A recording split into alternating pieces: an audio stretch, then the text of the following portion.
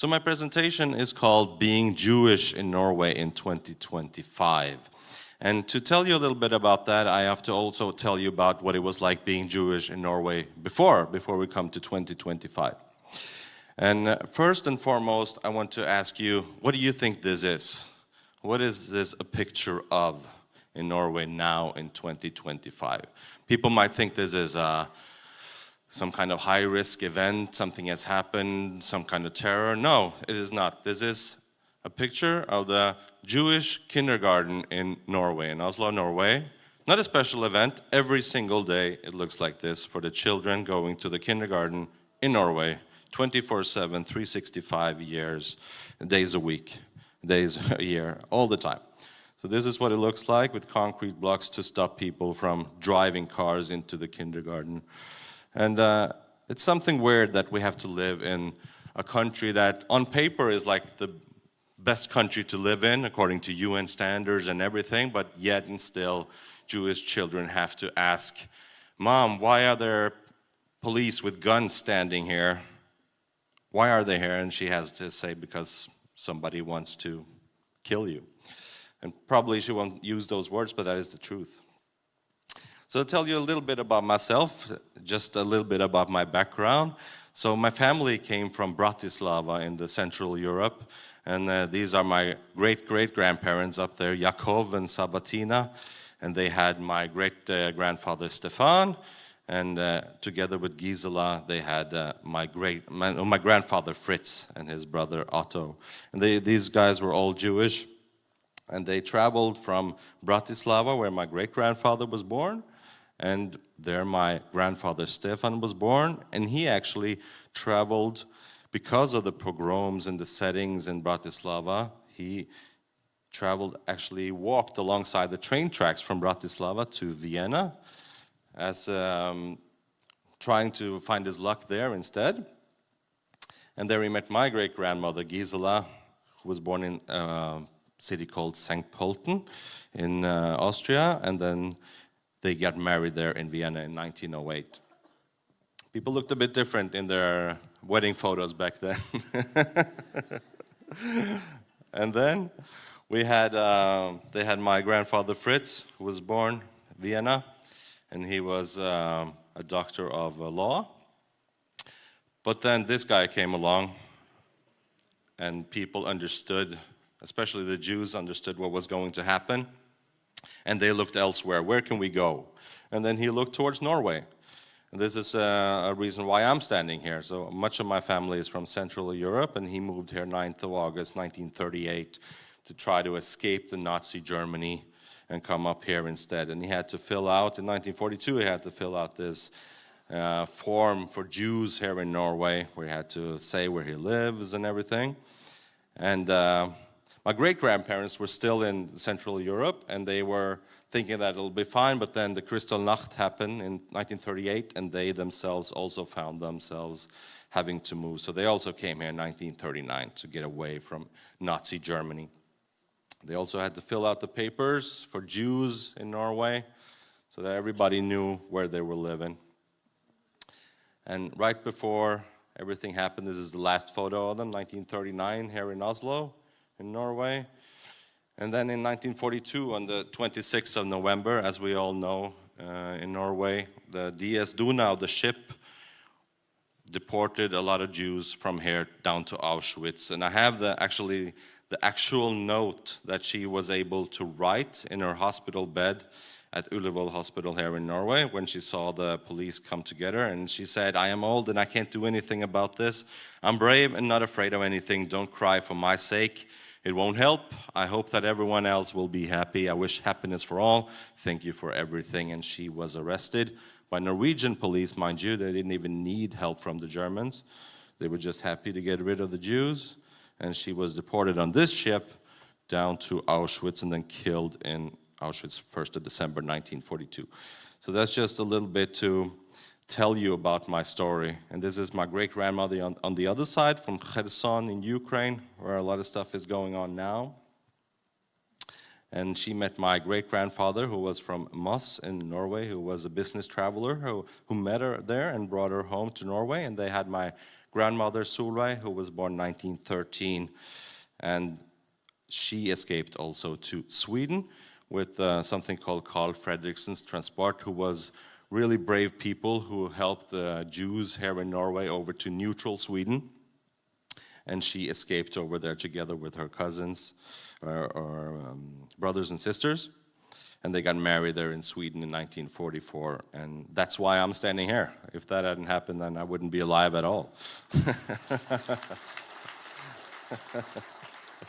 So it's a lot of history, I think, is up to the individual being brave and taking chances and doing what is right, you know. People who help the Jews, knowing it's a risk of their lives doing it, but still doing it because they know it's the right thing to do. So I think history is defined by those. And they had my mother, who they're holding there, and my uncle, who they're also holding. So this is the backdrop for what it's like to be Jewish here in Norway in 2025 that I thought I'd go through. So what is it like? And I will have some help from my Jewish friends also to tell you what it's like. So it's not only me who is telling you, but I have my podcast, Henrik Beckheim podcast, where I talk to a lot of Jews. We're only 1,500 Jews here in Norway, but I try to gather as many of them as I can, gather as many who aren't so scared that they won't speak, but I have a few that speak, and we're going to listen to Michaela, who is only 24 years old, who grew up here in Lillestrøm, just outside of Oslo. Her whole life here, and then she went to Israel once, and then she felt more at home there than in Norway, and we're going to listen to what she's saying about that, why that is. And to the technicians, I have some audio here that will be on during this video. Vil jeg egentlig bare reise tilbake. Etter 7. oktober så vil jeg bare reise hjem igjen, liksom. Hjem, ikke sant? Hører du hva jeg sier? Jeg sier hjem. Jeg har vokst opp her i 22 år, og så kaller jeg Israel hjem. Jeg har bodd her i 2,5 år, og jeg kaller det hjem, fordi det er hjemmet mitt nå. Det er sånn, ja, jeg har alltid et sted jeg kan komme tilbake til i Norge, men jeg kommer alltid til å føle meg som en sånn outsider. Hvorfor det, tror du? Hva gjør det at du føler det sånn? Ja, annerledes da. På hvilken måte? Jeg gjør det.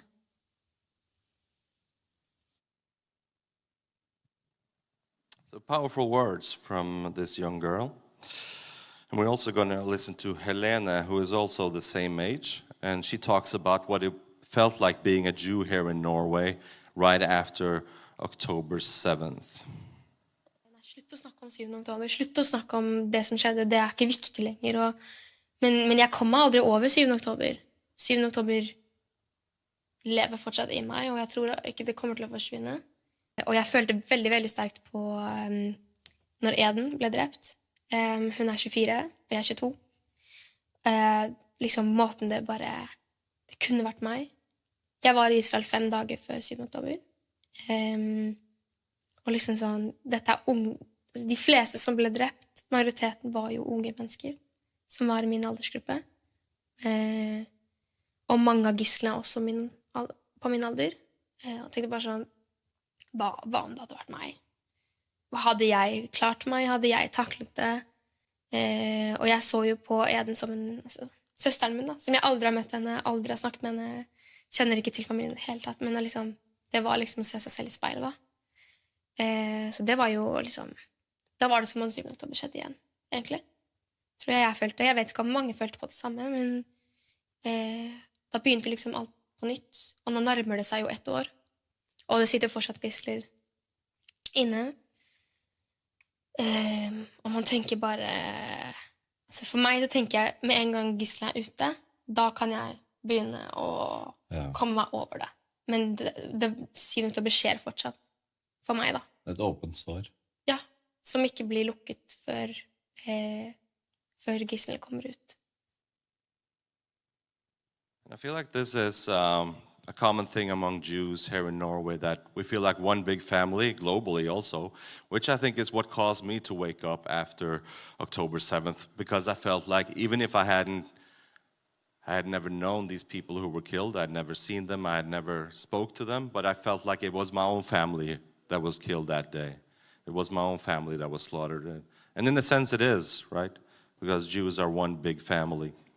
But I really felt that, like, physically. Yeah, thanks.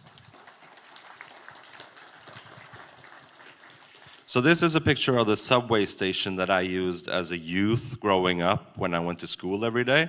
It's called Furuset, which is just here in Oslo, actually just 10 minutes from here, walking distance. Right after 7th of October, I thought we were going to see a lot more empathy and sympathy for Israel and for the Jews, while paradoxically the opposite happens. And then we see this kind of graffiti saying, Hitler started it, but we finished it.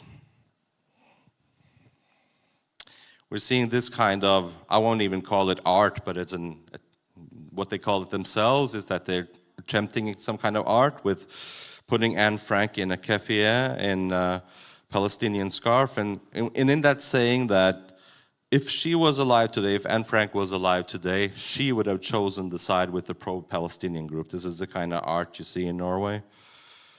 And I want to show you also a clip. This is a very popular humor program, which is probably the most mainstream humor program in Norway, in the biggest channel, biggest TV channel, NRK.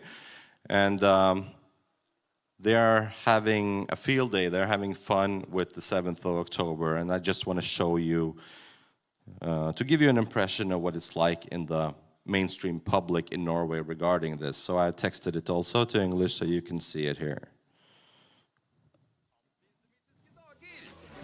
Trusselnivå, bevæpnet politi, ignorering av terrorangrepet og en vettskremt jødisk befolkning.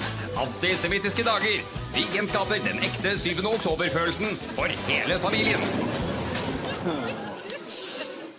Terrornivået i Norge har blitt satt opp til nivå 4 av 5. Hovedsakelig på grunn av truslene mot de jødiske miljøene. For Israels krigføring i Midtøsten har ført til sterk radikalisering av ekstreme islamister, som kjempedårlige nyheter for hele verden, bortsett fra Netanyahu, for han holdt jo på å gå fri for folk å bombe. Så nå kommer det en ny, liksom, fersk runde med islamister som han kan sprenge. Vi må jo heie på han ene som synes det her er kult, da. Men han er jo så redd for å komme i fengsel selv, så han starter kriger for å slippe unna, tror jeg. Ja. Men dette handler... So I think that a lot of this, like if this was just one single case, right? If this was just a one-off and an anomaly, then you could say like, okay, bad humor is like totally tasteless, but it's not, right? This is a pattern of things going on in all kinds of places in society, right? In the humor field, in arts, in communication, in the organizational life, in everything, right? So this is a pattern, and that's why I'm seeing this as anti-Semitic. And I feel like there's a deep anti-Semitism that we're not addressing, that we're pretending isn't there, right? So this is what we're seeing at the Jewish cemeteries in Norway. Up in Trondheim, we're seeing vandalism of the Jewish gravestones. The Magen David gets destroyed. We're seeing this kind of art where we have do unto others as others do unto you. Netanyahu, 7:10. We see him placed in a Hitler uniform. Like, I can't explain how this is not anti-Semitism. I just have no other words for it, right? And something that I will translate for you is that we had an 8th of March demonstration here, as we do every year, which is the Women's Day. And Jewish women also wanted to take part in that and talk about how Jewish and Israeli women, what they went through during the 7th of October and the horrible sexual violence and all of these kinds of rapes and all of these atrocities that happened to women, right? And they weren't allowed to go and demonstrate in this demonstration together with the other people. And this is the kind of messages that I get in my inbox. I will just translate a few of them for you. There's people saying, Israel should be gassed and burned, and the Nazis were better. They understood the Jews' plan. It's a shame they didn't finish the job. And another guy says, I learned that Jews were thirsty for blood, but it seems right. And another guy said, are you just evil by nature, or are you a Jew? And you'd think that perhaps this is just part of society, people sitting in their basements, like low lives, people who have no friends, sitting alone and feeding off of this negative energy, but it's not, right? We have political editors like this guy who is high up in a newspaper in Norway, who also talks about the victims being themselves now, the perpetrators. I won't read the whole thing to save some time, but that's the main message of it. He says, what would you think about Israel now, Solomon? And Solomon is a guy, a Jewish man who was killed during the Holocaust, and he's again trying to flip the narrative where the victims, the Jews, are now the perpetrators. What would you say if you now saw Israel, if you now saw the Jews, right? And fortunately, we have some people in the politics in Norway. This is Sylvi Listhaug from the opposition party in Norway who actually talks about this herself. Det er rart at ikke flere fremtredende politikere engasjerer seg og setter ned foten for både uakseptable hendelser og det faktum at mange jøder i Norge føler seg utrygge. Jeg tenker at når jøder begynner å snakke om at man ønsker å flytte fra Norge, som er hjemlandet deres, fordi man føler seg utrygg, da er det gått alt for langt. Så det å ta tryggheten tilbake, så alle innbyggere skal føle seg sikre her i Norge, det mener jeg er et felles ansvar for alle politikere og alle i Norge. Yeah, indeed. And this is Louisa Kahn, who is from Norway, but she now lives in Tel Aviv and spends most of her time there, and some parts of it in Norway also, where she arranges lots of keynote speeches and panel discussions. And I'm asking her, what do you think about Zionism? Because that's a huge debate in Norway, in the mainstream of Norway, that she shouldn't be a Zionist, and how that is not being anti-Semitic. And I ask her, what do you think about Zionism? Selvfølgelig er man sionist. For meg så er det bare ideen om at Israel, at jeg som jøde skal ha mitt hjemland i Israel. Og som sagt, hvor grensene går og hvordan det skal se ut, det er det mange ideer og meninger om. Men at det landet skulle kunne være vårt land, jødenes land, safe haven, selvfølgelig. Det er ikke noe spørsmål om. Hvordan kan folk være imot det? Ja, det synes jeg er veldig, veldig dårlig gjort. Jeg blir faktisk skikkelig forbannet. Nei, jeg gidder ikke å snakke med den personen mer. Kan dra til helvete. Jeg blir skikkelig såret. Du vil at min familie, mine 2 barn, og meg, jeg har heldigvis norsk pass og barna mine også, men mannen min for eksempel, så han bare dø da. Skal han bare bli utslettet da? For det er jo det som er, det er jo det du egentlig sier. Det er jo det du egentlig sier. Du er så lei av å høre på det der. Det er ikke, altså til og med Nord-Korea ville ikke noen ha snakket om ikke skulle ha noe rett til å eksistere. Og det er det du sier. Og det er dårlig gjort, så fuck off. Direct language there, but I share her sentiment. And these are also some pictures of what we're seeing in Norway. Who's bombing? Women and children. Free Palestine. And you can zoom in there and you can see the Israeli flag with the Magen David with a swastika inside of it, right? And this is one of the most famous people in Norway's music industry, who's called Magdi, and he was allowed to come to the Constitution Day of the 17th of May, where we wrote the Constitution at Eidsvoll. And he was allowed to give a speech there, and he said, I curse the Israeli flag. That was his speech, and to an applause, mind you. And I think that a lot of this is due to lack of political leadership. If we had strong political leadership that said, we're not going to have any anti-Semitism in Norway, we're not going to have this kind of development, we're not going to make the same mistake we did in 1942 when we deliberately deported a bunch of Jews, and we're going to do something different now. We're going to look to other countries, look to Denmark, we're going to look to Israel as our friend, as our ally, as the only democracy in the Middle East. But instead we have the opposite, and I hope that we will get a change of government in Norway, because I think that will have a trickle down. Yes.